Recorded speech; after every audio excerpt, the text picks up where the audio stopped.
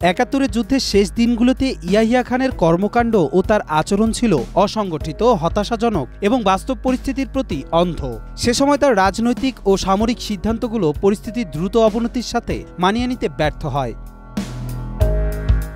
যশোরের পতনের সংবাদ পাওয়ার পর থেকেই ইয়াহিয়া খান দ্রুত পরবর্তী পদক্ষেপ নিয়ে উদ্বিগ্ন হয়ে পড়েন।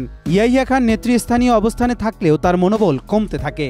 বিশেষত পূর্ব পাকিস্তানে যুদ্ধের দ্রুত পতনের আশঙ্কা তাকে আরও বিচলিত করে তোলে। এই সময় তিনি একাধিকবার সিদ্ধান্ত গ্রহণে দ্বিধা করেন এবং রাজনৈতিক সমাধানের পথে এগোনোর কোনো বাস্তব উদ্যোগ নেননি।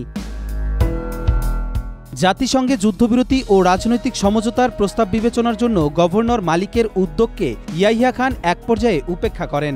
চীনের কাছ থেকে প্রত্যাশিত সামরিক সহায়তা এবং আন্তর্জাতিক সমর্থন না পেয়ে ইয়াহিয়া হতাশ হন। চীন ও ইরান এমনকি যুক্তরাষ্ট্র সরাসরি সামরিক হস্তক্ষেপে বিরত থাকে। পাকিস্তানের তিন বাহিনীর মধ্যে কার্যকর সমন্বয় ছিল না। বিভিন্ন সামরিক কমান্ডাররা তাদের নিজ নিজ উদ্যোগে পরিস্থিতি মোকাবেলার চেষ্টা করলেও তা ছিল ছন্নছাড়া এবং নেতৃত্বহীন। ইয়াহিয়া খান শেষ দিকে সেনা নেতৃত্বের ওপর দায়িত্ব ছেড়ে দিয়ে আত্মবিশ্বাস হারিয়ে ফেলেছিলেন। ইয়াহিয়া খান ও তার ঘনিষ্ঠ সহযোগীরা যুদ্ধের ভেতরেও মদ্যপ অবস্থায় সময় কাটাচ্ছিলেন।